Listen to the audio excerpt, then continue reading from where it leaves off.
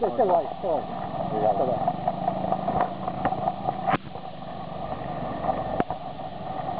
အခုကျွန်တော်ဒီနေ့နိုဝင်ဘာလ29ရက်ဒီမုံရွာလေဘရောင်းတောင်မှာရှိတဲ့1ပေါင်ကင်းနီစီမံကိန်းဒီကနေ့မနက်တော့နေရာကြီးမနက်3နာရီရတယ်ဒီမှာတတိပြုံးကြီးဖြစ်ခဲ့ပါတယ်အေးချမ်းစွာဆန္ဒပြနေတဲ့တန်ဃာတော်အပါအဝင်တန်ဃာတော်တွေနဲ့ပြည်သူလူထုကြီးရလူကြီးရဲ့ဆန္ဒပြတဲ့ဒီတပိတ်စခန်းတွေကိုမနက်3နာရီမှာမီးလောင်ဘုံတွေဟလာရေတွေမီးတပ်ပိုက်တွေနဲ့ပို့ပြီးတော့ဆက်ပြီးထုတ်ခွင့်ခဲ့တာကိုကြားပါတယ်အခုကျွန်တော်တို့ရဲတပ်ဖွဲ့ဝင်တွေနဲ့မနေ့တုန်းကအခြေအတင်ဖြစ်ခဲ့တဲ့ဒီနေရာမှာကျွန်တော်မှတ်တမ်းတင်သတင်းမီဒီယာစီရင်ပြကြပေးပြီးတော့ရဲတပ်ဖွဲ့ဝင်တွေရုပ်သိမ်းသွားပြီးတော့အခုအသားကြီးတော့ကြံခဲ့တယ်ပေါ့ဒါပေမဲ့အခုဒါရဲတပ်ဖွဲ့အဖြစ်တိန်းစီးဖို့ကြံနေခဲ့တဲ့ပြန်ပြီးလောင်ပြားတွေပါဟိုဘက်နားမှာရှိတဲ့တင်ကန်းတွေပြီးရှို့တဲ့ဟာတွေကိုတော့အားလုံးတိန်းစီးသွားတာရှိပါတယ်အခုဆိုထောင်လိုင်းအဖွဲ့တွေကျွန်တော်တို့လာစောင့်ကြည့်နေပါတယ်တစ်ချက်လက်ရဲလိုက်ပါထောင်လိုင်းအဖွဲ့တွေကျွန်တော်တို့လိုက်လာပြီးတော့လာစောင့်ကြည့်ပါတယ်အဲ့တော့ကျွန်တော်တို့အနေနဲ့ကတော့ဒီဓမ္မရင်းမြေတဘာဝတရားစာရနဲ့ပတ်သက်ပြီးရင်းနေတဲ့အတိုင်းပြုတ်နိုင်ငံသားတွေကလာစင်တလို့ကျူးကျော်ချဲလဲပြီးတော့ဒီပြည်သူလူထုအကျိုးခင်းသားမြင်သားမရှိတဲ့ရလဒ်တွေကိုသူတို့ကြိတ်ပြီးအကောင့်တွေပေါ်နေတာတော့ကျွန်တော်တို့ကတော့ဘယ်လိုမှလက်ဝင်မကြနိုင်ပါဘူးပြီးတော့အခုဖြစ်သွားတဲ့ဖြစ်စဉ်ကလည်းဒီတပင်းဖြစ်စဉ်ကြီးနောက်ပိုင်းနောက်တစ်ခါ2009တန်ဃာတော်ချုပ်ခွင့်ခံရပြီးတဲ့နောက်ပိုင်းမှာဒါအဆိုးအဆုံးဖြစ်စဉ်တစ်ခုဖြစ်ပါတယ်တန်ဃာတော်တစ်ပါးပြန်လုံတော်မူတယ်လို့အတိအကျကျွန်တော်ကြားသိရပါတယ်လောဆယ်တော့ဒီဟာတွေကိုချုပ်ထွေးနေတဲ့ကာလဖြစ်တဲ့ကြောင့်လို့တီးပြတော့မရသေးပါဘူးဒါပေမဲ့ရွာသူရွာသားရဲ့အမြင်အရဥကောင်းထိတ်ကိုပေါက်သွားပြီးတော့အဲ့မီးလောင်ပုံးနဗန်းစခေါင်းထဲဝင်သွားတယ်ခေါင်းထဲကနေပြီးတော့မီးကုန်းငွေတွေထွက်ပြီးတော့သတိလစ်သွားတယ်ဆိုတော့ပြောပြတာကျွန်တော်ကြားရပါတယ်အဲ့တော့တော်တော်လေးကိုအခြေအနေတွေကပြင်းမှချုပ်ထွေးနေပါတယ်မနေ့ကဆိုရင်ဒီရွာသူရွာသားတွေသွားဖို့ကိုဒီနေရာနေရဲတွေကရိုင်းဆိုင်စွာပေါ့အတားမြစ်စနက်တွေချိန်ပြီးတော့ဟန်တာနောက်ဆက်တာရှိပါတယ်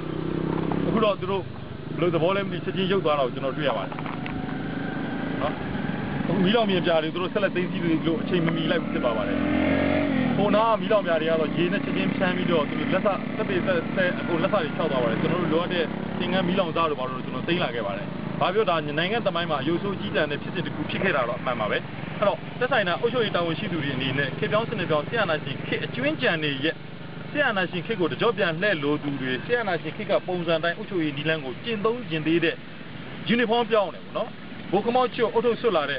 ဒီခေါင်းပေါင်းဆွတ်လာတဲ့လူတချို့ရဲ့လူထုလူနီမမှန်သေးတာတွေကျွန်တော်တွေ့ရှိရပါတယ်အဲ့တော့ကျွန်တော်တို့ကတော့ပြပြသားသားပဲနိုင်ငံအနာဂတ်အတွက်မရက်တီကာကွယ်ရမယ်ဆောက်ရှောက်လမ်းခင်းရမယ်တာဝန်ရှိတဲ့သူတွေလို့ခံယူထားတာဖြစ်တဲ့ကြောင့်ဒီနေ့ဖြစ်နေတဲ့ပတ်သက်လို့ကတော့ကျွန်တော်တို့ပြင်းပြင်းထန်ထန်ကောက်ကွက်ပါတယ်တာဝန်ရှိသောသူတွေကိုစနစ်တကျစုံစမ်းစစ်ဆေးဖော်ထုတ်ခုံရုံးဖွဲ့ပြီးတော့ကျွန်တော်တို့ပြန်လည်စစ်ဆေးပေးဖို့လိုအပ်လိမ့်မယ်ဘာကြောင့်တန်ဃာတော်တွေကိုခုလိုကြမ်းဖက်ဖြိုခွင်းသလဲဒီလိုပွင့်လင်းမြင်သာမှုမရှိစွာနဲ့ရခိုင်ဆရာနာရှင်အစိုးရကထင်းသလိုစာချုပ်တွေချုပ်ပြီးတော့နိုင်ငံဗန်နိုင်ငံတယံဇာတာကိုနှိမ့်ဝဲရောင်းစားခဲ့တဲ့ကိစ္စကိုပြည်သူလူထုတောင်းဆိုလာတာကိုဘာကြောင့်ဆိုရတဲ့အနေနဲ့ပွင့်လင်းမြင်သာမှုရှိမဖြေရှင်းနိုင်တယ်လေ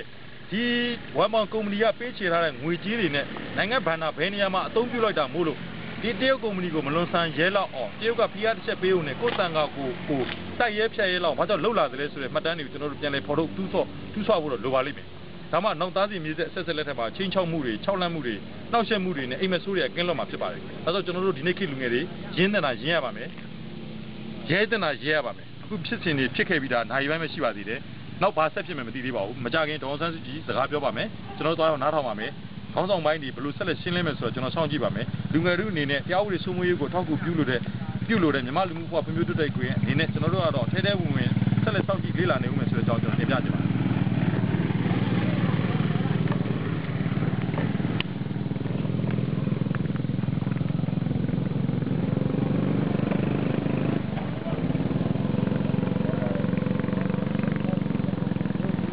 ်ခုရဲတပ်ဖွဲ့တွေကရုပ်သိမ်းသွားပြီးတော့ဟိုအဆောက်မှာတရုတ်ကုမ္ပဏီအတွက်ဝင်လန်းမှာပုံမှန်144ထုတ်ပြန်ထားတယ်ဆိုတဲ့စိုင်းဘုတ်တွေဘေးမှာတို့လုံခြုံရေးယူနေတာတွေ့ရှိရပါတယ်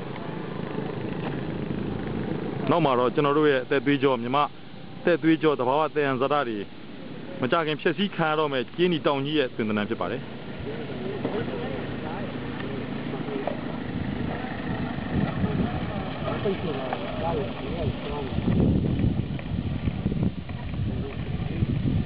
်ခေါ်တော့တရုတ်ကုမ္ပဏီဖြစ်ပါတယ်သွားတဲ့နေရာတွေဖြစ်ပါတယ်။ဒီစကန်ကိုဒီလောက်တော့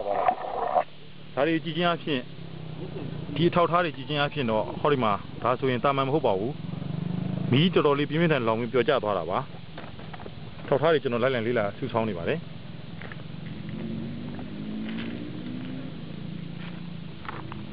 ဖလိုက်ပျော်ကျတာဖြစ်တဲ့အတွက်ကြောင့်မလို့ပြသွင်းလိုက်တဲ့